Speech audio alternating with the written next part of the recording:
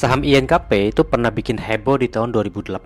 Ya gimana tidak, harga sahamnya naik 20 kali lipat hanya dalam waktu 2 tahun. Nah, apa penyebabnya kenaikan luar biasa INKP saat itu? Kombinasi dari berbagai hal sih, misalnya harga jual kertas yang naik, ekspansi bisnis ke produk tisu, dan tentu saja valuasinya yang dari dulu emang sudah sangat murah. Lalu fast forward ke 2024, INKP itu lagi masuk ke mode ekspansi jumbo. Kali ini mereka bangun pabrik kertas industri baru yang kapasitasnya nggak main-main. Pertanyaannya sekarang, apakah INKP sudah mulai menarik lagi? Nah, hari ini kita akan bedah apakah ekspansi 2024 sampai 2027 mendatang itu bisa mengulang kenaikan luar biasa dari INKP dulu. Nah, kita akan bahas mulai dari mods, kapasitas baru, sampai satu red flag di neraca yang seringkali mungkin Anda luput gitu. Nah, sebelum jawab layak beli atau belum, pondasinya dulu deh. Sekuat apa economic mode dari INKP?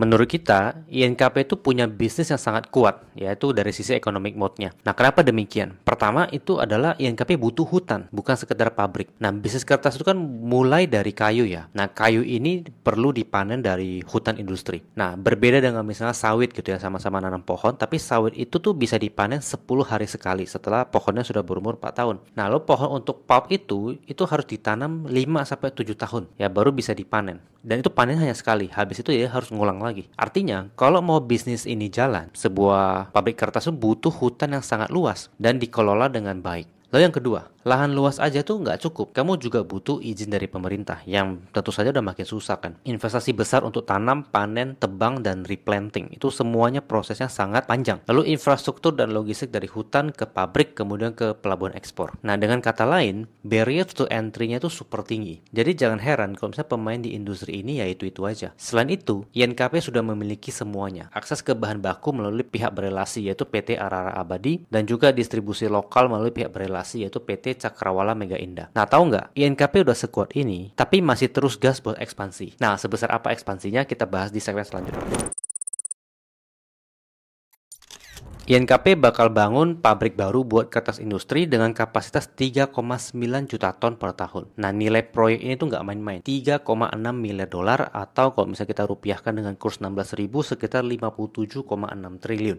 Nah, emang kenapa harus ekspansi segede itu? Pertama adalah tingkat utilisasi mesin INKP sekarang sudah di atas 90%. Artinya, kapasitasnya tuh udah mentok. Nah, kalau misalnya mereka nggak ekspansi, ya produksi mereka tuh akan stuck di level yang gitu-gitu aja. Padahal permintaan itu bisa aja naik sewaktu-waktu. Lalu yang kedua adalah karena kapasitasnya udah mentok, pertumbuhan penjualan juga jadi ya gitu-gitu aja. Kalau INKP mau growing, ya mereka butuh tambahan produktivitas baru, tambahan pabrik baru buat ngejar volume. Nah, tahapan ekspansinya itu menjadi 2 tahap, yaitu tahun 2025 akan 2,4 juta ton, dan tahun 2027 tambah lagi 1,5 juta ton. Jadi nanti total kapasitas kertas industri itu bakal naik dari 2,2 juta ton jadi 6,1 juta ton. Jadi naik hampir 2 kali lipat. Kalau berhasil, tambahannya ke penjualan seberapa besar? Kita hitung konservatif aja deh. Asumsinya full year 2025 INKP produksi 4 juta ton kertas industri ya. Average selling price sekitar $600 per ton. Lalu 4 juta ton kertas budaya kali $670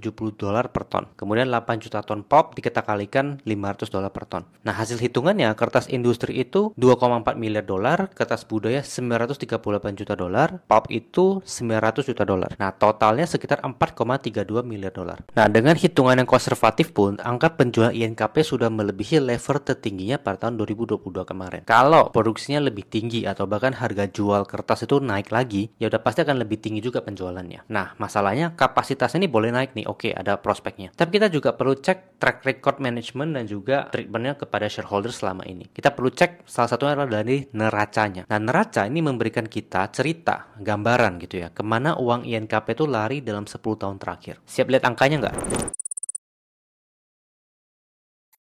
Kita coba beralih ke balance sheet dari INKP. Nah, balance sheet ini menunjukkan akumulasi dari seluruh transaksi sebuah perusahaan. Misalnya, terjadi penambahan persediaan, maka pada akun persediaan akan tercatat naik. Nah, mari kita coba bandingkan dalam 10 tahun terakhir itu uangnya INKP itu lari kemana. Nah, kita akan bandingkan dua periode aja, yaitu 2024 dan 2014, ya jarak sekitar 10 tahun. Nah, karena neraca ini adalah akumulasi dari semuanya, kita lihat 2 tahun ini aja sudah bisa merepresentasikan ya lebih kurang 10 tahun itu duitnya lari kemana. Nah, lalu kita lihat akun yang mengalami perubahan paling besar itu apa. Nah, kita rekap seperti ini di tabel ini. Nah, ya cash ya, berarti uang cash yang bertambah is good ya, tapi ada dua hal yang mengalami peningkatan besar juga, yaitu pertama adalah piutang usaha. Ya, jika kita melihat ya, paling banyak ini adalah ke PT Cakrawala Mega Indah. Nah, Cakrawala Mega Indah ini adalah distributor milik APP Group. Nah, APP Group ini kan parent company-nya dari INKP. Jadi ibaratnya Cakrawala Mega Indah ini adalah sisternya INKP. Nah, ini ada peningkatan piutang usaha ke berelasi yang paling besar itu ya ke Cakrawala Mega Indah ini. Lalu kemudian uang muka dari INKP juga mengalami peningkatan sekitar 614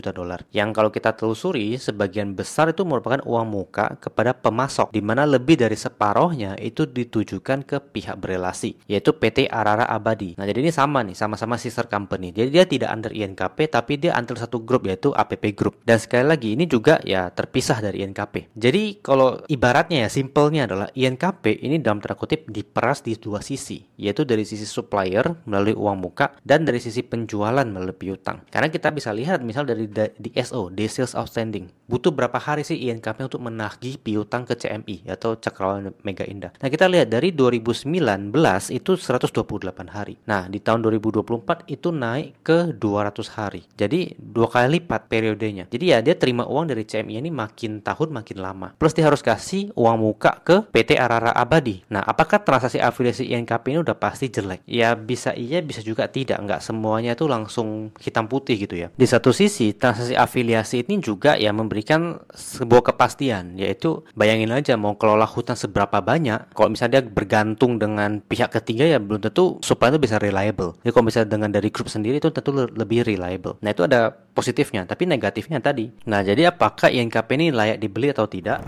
Jadi kesimpulannya adalah INKP ini bisa dibilang bisnis yang sangat bagus karena ya modnya sangat gede, butuh hutan yang sangat besar dan juga operasional yang luar biasa. Nah, tapi keunggulan ini juga disadari betul oleh ownernya sendiri, sehingga terjadilah beberapa transaksi afiliasi yang ya gitu deh, kayak tadi kita udah pernah bahas. Nah, hal ini sebenarnya sah-sah aja. Tapi tentu saja pemegang saham publik seolah ya tidak terlalu diuntungkan dari kejadian ini. Apalagi INKP ini juga dividennya sangat kecil. Jadi ya uangnya itu sudah dalam tanda kutip bocor ke beberapa transaksi afiliasi. Nah, jadi teman-teman kalau misalnya tertarik untuk mengoleksi INKP itu harus perhatikan margin of safety yang sangat gede. Ya kalau misalnya jangan kayak most cuma 20-30% ya janganlah.